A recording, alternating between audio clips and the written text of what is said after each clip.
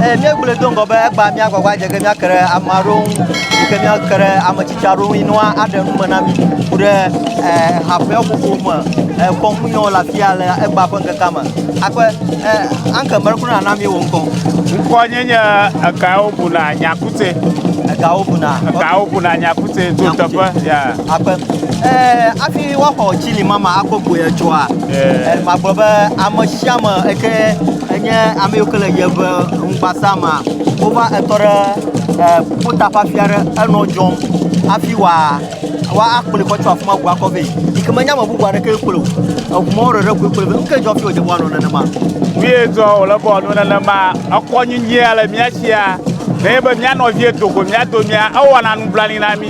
do kweto kwa fafadia yebe ho ne projizo akona agbara ba fami adongunde okay ye adona ngune yeah you ma abi kona mblani popo ba edogura lo yoduma ina be yawe ina eva plone nka time madona wu akonyinye ala miachia nu ya subom yela afi onye nu mafa via madowo mafa via madowo mado vodu ya shi onya madowo okay atron ya shi onya madowo akpa anka barakunu na namu wonko ike na nami wonko le ba ba barakun konya ko blaja kaza akpa be me ase go ma okugbe ya ko mo le nuka ta ojibo no okugbe ya ko manya agbaja o barakun kamera mana mi do no ala bubu na agbaja ufufu ye yo vua mabo sikaba na tendo do no ko vua mara kama doni ya nu nya to hugba anya mi atogbi opanu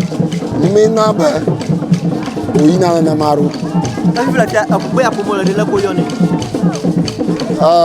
oyo ni ba to oyo ne banka agbivu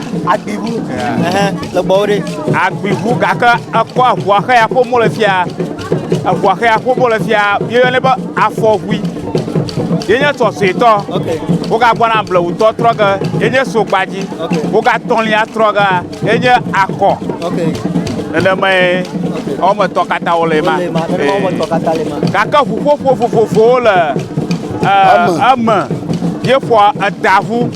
mai honya dashia o so e gboga nara onu konu ma won nene ma ke bi ga fo nanavu be o kata anya na na shi wo ha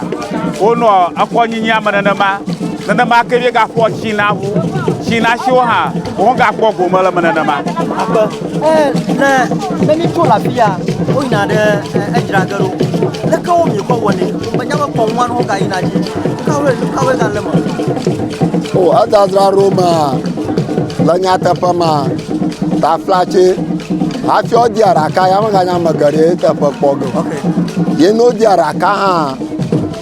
amagbolo abanyena nyo nete kogo okay aba fufunya na fufunya amate kogo tonya ria okay nya amate ko kama he okanya hushi okay oshimo na onya uba amato ka o kweta ku eka yaba na manyan hushi kwa ba kogo ba shi daga na manyan hushi kuma te kogo aw nka ta oje bwanu ala akonyinyele na aba afia oruo akpoto vie ko de atogbi ogbo ayata akonyinyi hala nwenye ba fodushi okro husuno na akorororo akorora atogbi awo abagboro foto dumaraka bakogo nkakali ambagba nya konbu boli oba woni ko kafia ba yedi ha katama nkakali nkakama yan kakaka ye nkakana ne chobaji ye kon tawo mi ga wona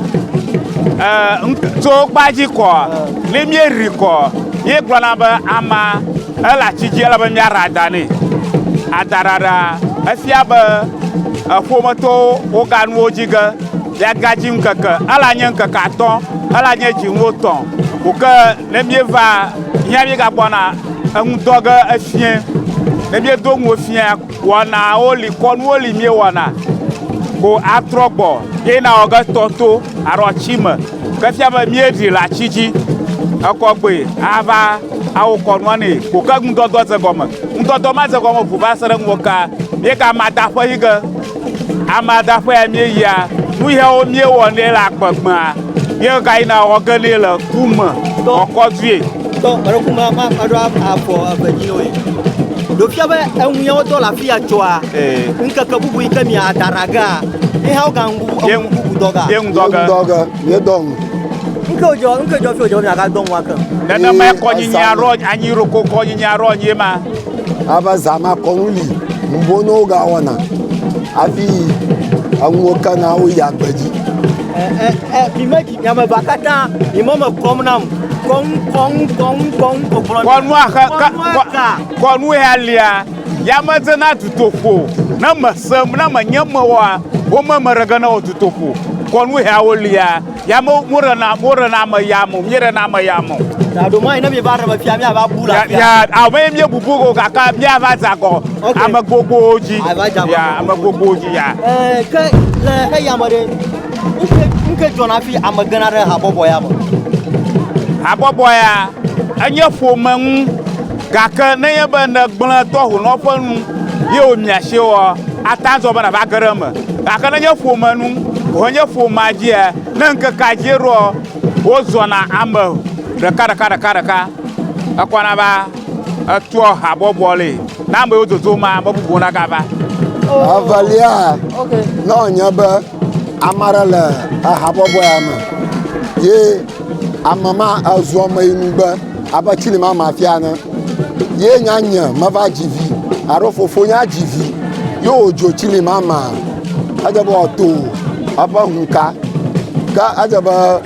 wo awini ebe no ojo chili mama eke mi oganya ba ojo chili mama le mi akwa akotemo chili mama zozo ale mi awo ti anya ba azo chili mama arewa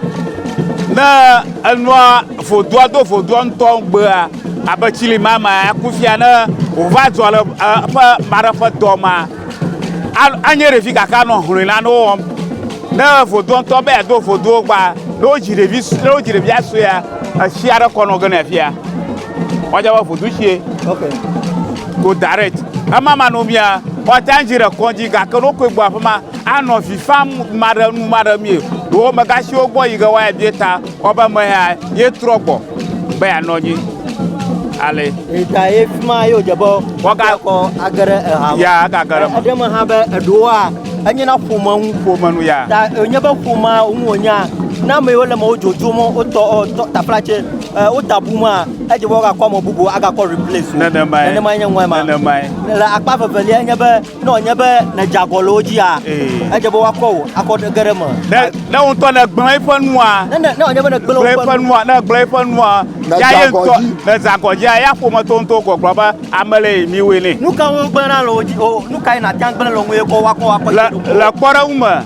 da va ofa hunkonu nu ye o ma wa now o ma do wo va now da do wo va gara wo fa kwoma okay o ji o lo yoga da blata va gara wo fa kwoma o ji o lo yoga ba ni na va wa yi okay na zuo tu ye ke mo tu na na o okay da tu mana o ji o lo yoga ba agbla hu da gala o sia o khafa da kamalo o si o ka sia ba o ha so ya za wa da hu tamano ya nyaki ala nyashina adwa jaika omonya nana kakura enwi onwu erumai amare chonebo gai le baba kan ya ta dowu akogara odomo ya ta dowu akogara odomo lekojo nyaki ana chona oh apa ni ko mi awon mi agbo na du eyan pe ta flache na la Kristo ma asai ka la Kristo nwa na ni Kristo pako nana maka Kristo to ona mi hunso ami nya ba ye pomo na no teji ato yo pa mission nana maka wana nya Kristo to bagagara ye va show bag blamo no ira nya ka bloga ozubo wa wezu anu bara ola aro agojela gawuha masha adwaza ala bosi ba yaba shi on to honavo aho honavo yaba ala ba akonyinyi onyeli ba afodu ya papupu mi la gba haro atran papupu mi la gba anya fodu vovon so kaka hogbaka e onya fodu vovon to hogbaka ata wonu shanu agblanu afi emegbe yavanya be nu yele nu agblem ko agblanu wo mefe etolia afi oto ma va xie ko ebepoma yata mi toro pom na eduaza be ne kpo fodushi usunwa na voin ne kpo fodushi usunwa na voin ye magada shi amaraka pe nanakanu na haifige woko ya bo trere afimo magada shi amaraka to hono aro fodua pe nanakanu chi o nano gbadiji nya ekweli nya kuturo na duaza ya akpa ba mi jagbagba ado jena mi le egba fanke kama Everlove TV na ma ke le Facebook na mi akpo ga na YouTube na mi akpo ga subscribe na dete ti me plus wo mi akpo nguna adangogbe akpa no ba na do je pli ba le egba fanke kaja America enye producer le egba fanke kama enye afeto sekopi yenya me ke no direction nsha nwom le egba fanke kaji ita akpa to hene jagbagba na subscribe afeto sekopi ayenye na me je shiwa ayenye Gaubuna le. Gaubuna. Yema. Da. Sarehi. Apa?